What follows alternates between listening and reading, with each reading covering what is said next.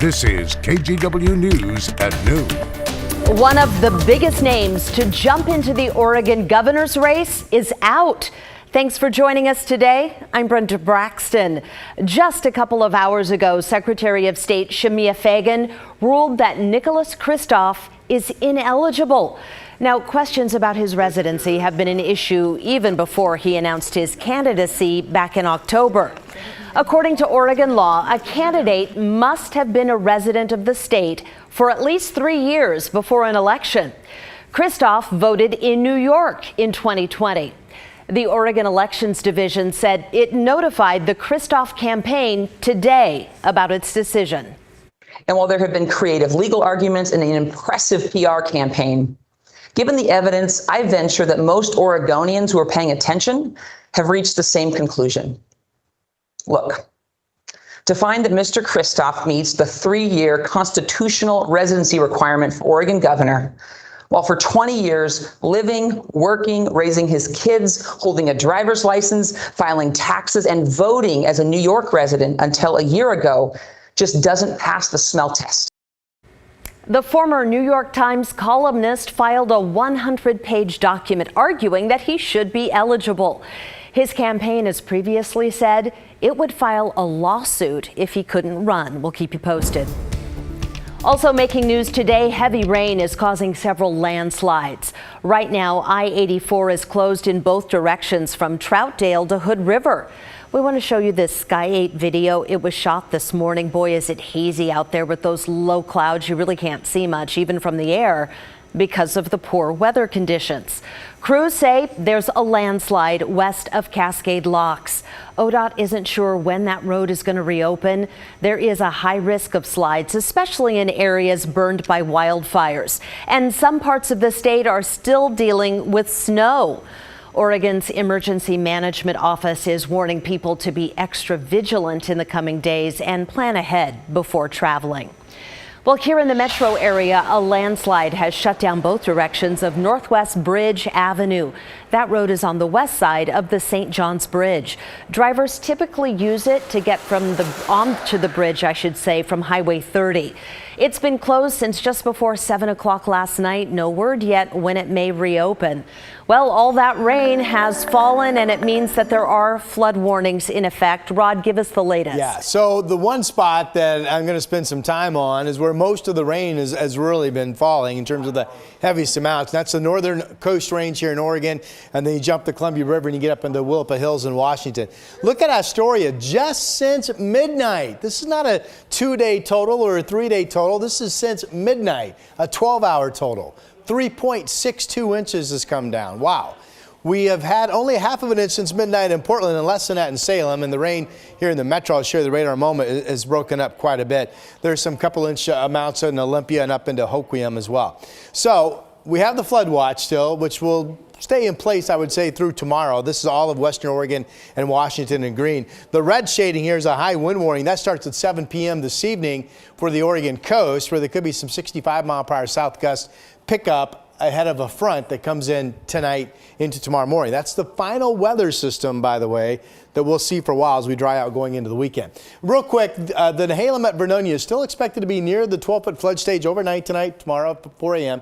The Wilson River, the change here in Tillamook, is now a 15-foot crest. That's 3 feet above flood stage at 9 p.m. tonight. The Grays River up in the Willapa Hills, 16-foot flood stage at 3 p.m. this afternoon. That's 4 feet over flood stage. And the Cowlitz expected to be just above flood stage up in Kelso at 10 p.m. this evening.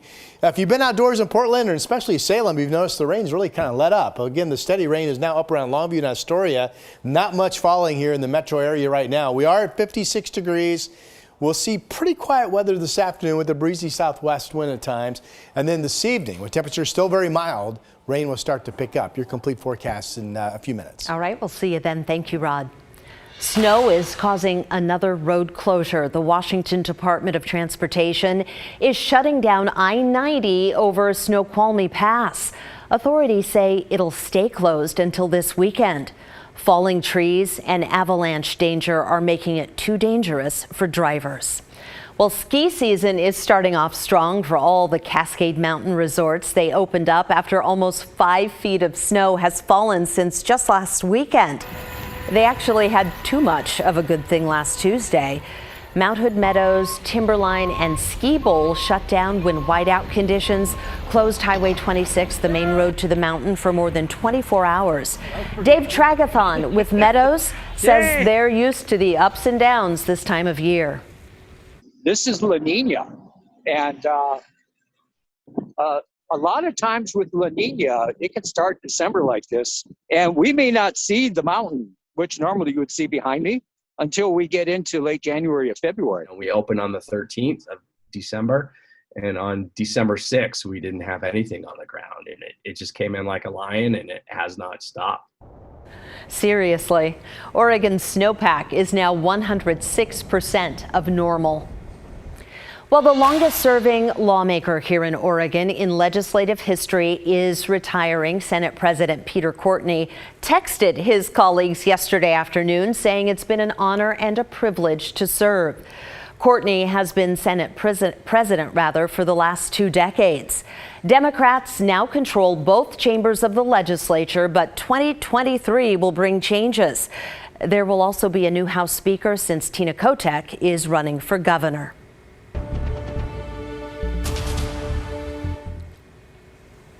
This wasn't a group of tourists. This was an armed insurrection. They weren't looking to uphold the will of the people. They were looking to deny the will of the people. They were looking to uphold.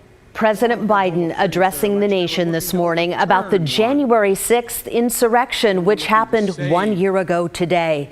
A huge crowd supporting then-President Donald Trump took over the U.S. Capitol, trying to overturn his defeat in the 2020 election. Former Vice President Mike Pence and other members of Congress were forced to hide as rioters ransacked their offices and chanted threats of violence. More than 700 people have been arrested and charged since that day. The new Capitol Police Chief insists his department will be better prepared in the future. Officers now have more training. There are more barricades around the Capitol, and the department has streamlined the chain of command to call in the National Guard if that's needed. Well, we now know the name of the suspected bank robber law enforcement shot and killed this week. Authorities have identified him as 24-year-old Roman Kokonevich. The shooting happened Tuesday near the Gresham Station shopping center. Police say the suspect and his accomplice carjacked a driver. Before that, the suspect is accused of robbing a key bank at gunpoint and then leading police on a chase. We talked to a woman who got caught up in that chase. She says police threw down spike strips, and when the suspect tried to avoid them, he almost hit her head on. You know, I'm sitting there laying on my horn and he's facing me. I'm very lucky he didn't shoot the gun. I mean, it didn't really hit me until this morning how serious the situation was and how lucky I was, and other people. I mean, this could have been worse. He could have done so much more damage, and it's sad, but I'm glad it didn't end with more people hurt or dead. The suspect's alleged accomplice has also been identified as Haley Hopp. The 33-year-old is in custody and faces first and second-degree robbery charges. For future updates on this story, be sure to visit our website, kgw.com. A break-in at a Portland bakery did enough damage to shut it down. The thieves smashed the door right in two and vandalized the shop. Christel Kumwe talked to the owner, who is determined to move forward. Demela Badon has always been an avid baker. Lots of years of hard work doing street fairs and farmers markets and things like that. The hard work paid off, and in 2018, she opened DB Dessert Company on Northeast Gleason and 68th Avenue. That was definitely a dream come true. We are a custom bakery. We specialize in custom cakes, cupcakes, cookies, and brownies. She didn't stop there. She opened a second location on Northeast Alberta 2 years later. It definitely was not an easy fate to open our first location, and definitely even harder to do our second. But like other businesses, sales suffered during the pandemic, and she had to pivot to delivery and curbside pickup. That was one of the biggest blows that I think we took as being not only a business who was dealing with this pandemic like everyone else, but being a new business dealing with this pandemic. Just when she thought the worst was over, another unexpected blow. It's definitely a rough way to start the year. I could have picked anything else but this to happen to us. On Monday, Badon got a call from Portland police. Our Gleason location was burglarized, and in a very barbaric way. Our front door was kicked in pretty viciously. So much so, the front door was almost split in two. She found more damage inside. To deal with something like this at this time is definitely kicking somebody when they're down. A security camera caught the act, but the footage is too grainy to identify the person. Repairing the damage is always the hardest part. So I think that's the hardest thing for us. But yeah, we're definitely missing some things. It may have been a rough start to the year, but not enough to deter Badon. I'm extremely hopeful we will figure this out. We'll get through it. We always do. I mean, we've been going through a pandemic for 2 years, so this is not going to be the thing that stops us. Kristof Is Out, KGW News.